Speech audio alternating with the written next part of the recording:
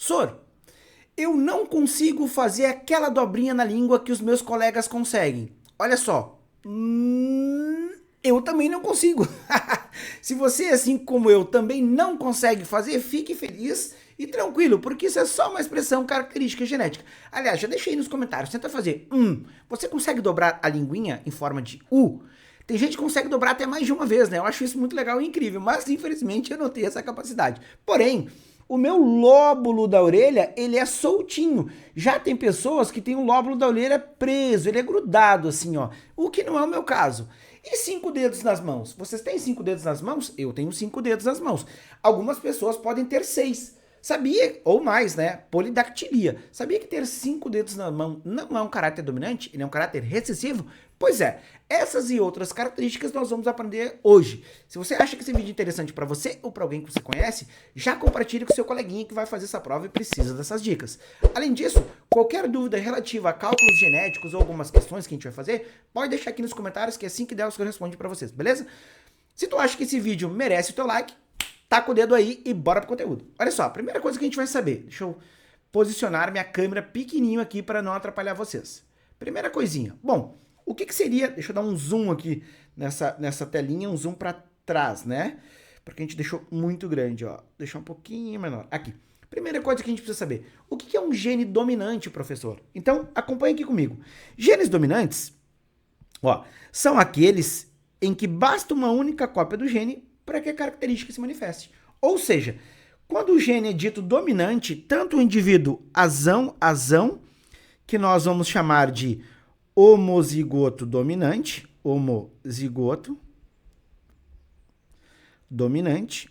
quanto o indivíduo heterozigoto, que é o famoso azão-azinho. Então, quando a característica é dominante, tanto o azão-azão, que é o homozigoto dominante, quanto o heterozigoto, vão apresentar a característica heterozigoto.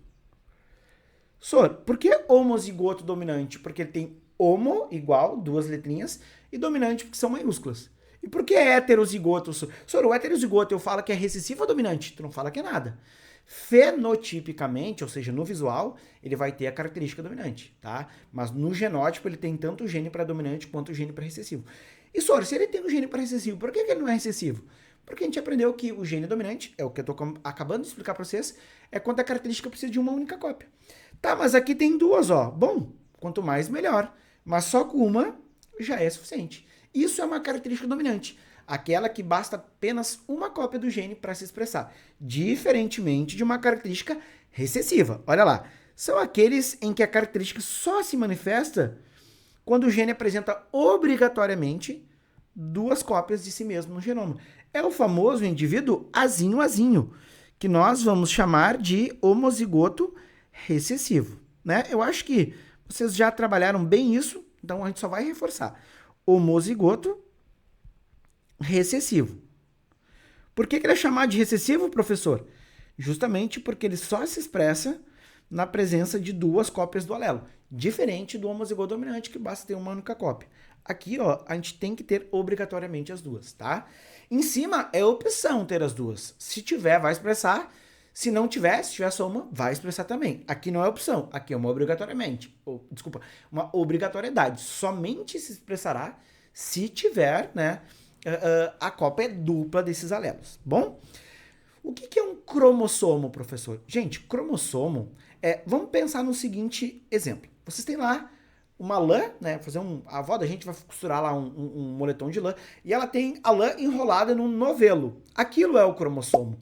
O que é o cromossomo, então? É quando eu pego o DNA e enrolo ele, empacoto, deixo ele condensado, tá bom? Então, ó, cromossomos são estruturas onde o DNA se encontra condensado, empacotado, espiralado, né? Condensado. E é onde se encontram os nossos genes, ou seja, os genes estão no nosso cromossomo. Sor, qual é a forma de um cromossomo? Geralmente, o cromossomo tem a forminha, né, de X lá, ó. Por que ele tem 2 perninhas, professor? Porque provavelmente esse é um cromossomo que se duplicou lá numa fase da divisão celular que por enquanto não é o objetivo do nosso estudo. Mas cromossomos são os locais onde os genes se encontram quando o DNA está compactado.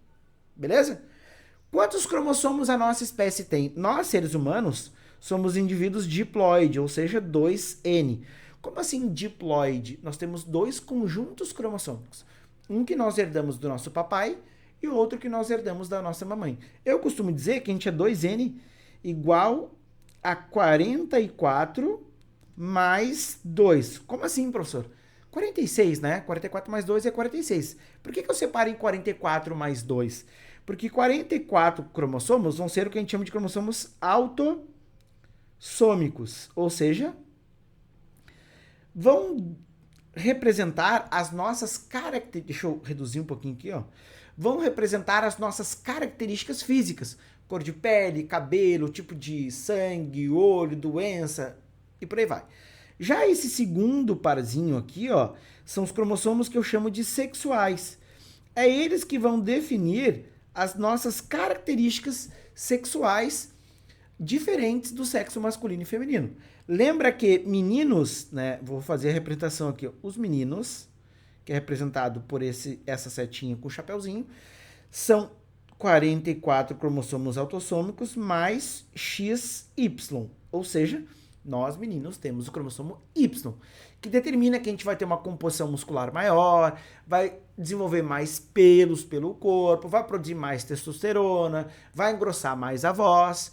Já as meninas, que eu vou representar aqui pelo símbolo universal feminino, né, que é esse Qzinho com uma cruz embaixo, elas também vão ter 44 cromossomos autossômicos, né, que vão determinar as características físicas, mas elas vão ter o cromossomo XX, né, que vão dizer que as meninas não vão ter tantos pelos no corpo, não vão ter uma densidade muscular nem produção de testosterona tão elevada, não vão ter a voz tão rouca e grave que nem a do homem, e por aí vai. Então, o cromossomo, o que muda dos meninos para meninas é o Y. Meninos têm o cromossomo Y e somente um X.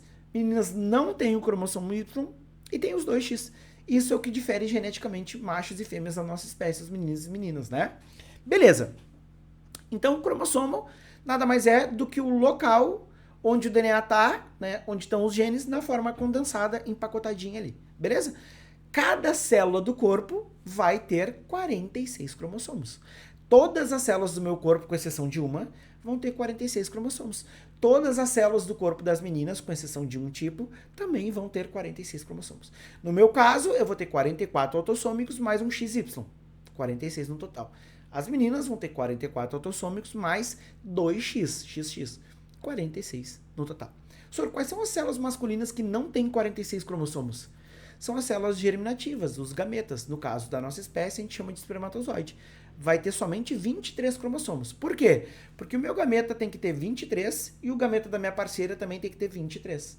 Para somando, ter um embriãozinho lá, um neném, um filhotinho da nossa espécie, com 46 cromossomos também.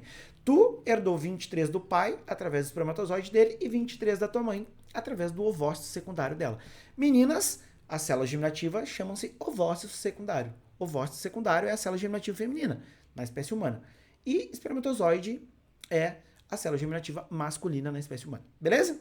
Tranquilo isso? Isso é só uma pequena revisão. Tá bom?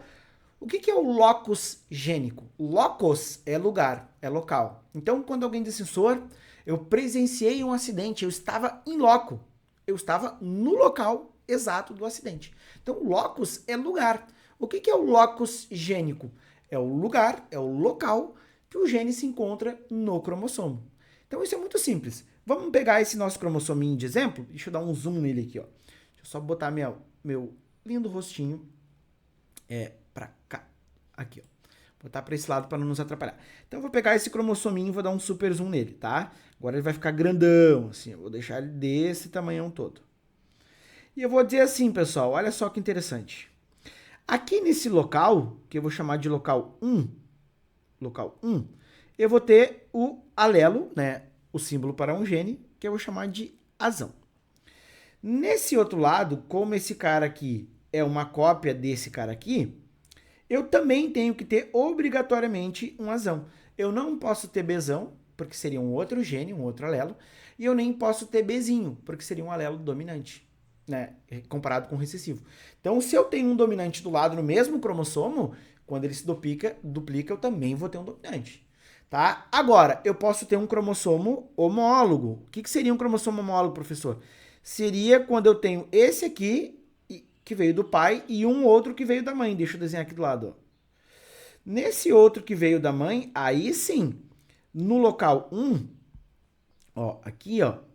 Opa, o que eu fiz aqui? Não sei, mas vou voltar. No local 1, aqui em cima, ixi, acho que estou selecionando, tá, desculpa. Esse aqui, ó, que eu vou determinar o local 1, eu posso ter tanto o azão quanto o azinho. Vamos supor que é o azinho. Se tem um azinho aqui, também tem que ter o azinho aqui do lado. Agora, esses cromossomos homólogos, iguais no formato e nos genes, podem dar origem a um indivíduo heterozigoto, né? Porque esse aqui, azão, é o homozigoto recessivo, azão, homozigoto dominante, azinho, homozigoto recessivo, e vamos supor que a mamãe doe para mim esse alelinho dela lá, o azinho. Porque ela só tem o azinho para doar, afinal de contas, e o pai doe esse aqui, ó, o azão. Porque ele só tem o azão para doar, afinal de contas. Então eu vou ser azinho, eu vou ser heterozigoto. E aí tu aprende por que os teus pais podem ter características que tu não tem. Principalmente se o teu pai for heterozigoto, né? Porque ele pode doar tanto o alelo dominante quanto o alelo recessivo. E aí tu não vai apresentar a característica se ela for dominante, ou vai apresentar se tiver as duas cópias do alelo e ela for recessiva. Tá bom? Então, para finalizar, deixa eu apagar aqui tudo que eu botei. Dá um print da tela aí, pausa, dá um print da tela e anota essas coisas aí que são importantes, tá bom? Deixa eu apagar aqui, ó. Porque o que eu quero mesmo que tu saiba? Eu quero que tu saiba isso daqui, ó. Que o locus gênico nada mais é do que a região onde o gene se encontra no cromossomo. Em cromossomos homólogos, que foi aquele exemplo que eu expliquei, ocupam o mesmo local. Dizemos que o gene é complementar quando ele expressa a mesma característica. Então, no local 1, se eu tenho gene para cor de cabelo, no local 1 do outro homólogo eu também tenho que ter gene para cor de cabelo. Não posso ter para cor de olhos, por exemplo. Se isso acontecer, eles não são homólogos entre si. Beleza? Essa partezinha mais conceitual vai se encerrar por aqui. Eu espero que vocês revisem isso, porque isso pode aparecer nas provas, tá? É muito comum de aparecer, inclusive. E a gente se vê numa próxima aula, entrando um pouquinho mais na genética de Mendel. Tá bom? Dá um tchau pro senhor aí. Valeu, pessoal. Tchau, tchau.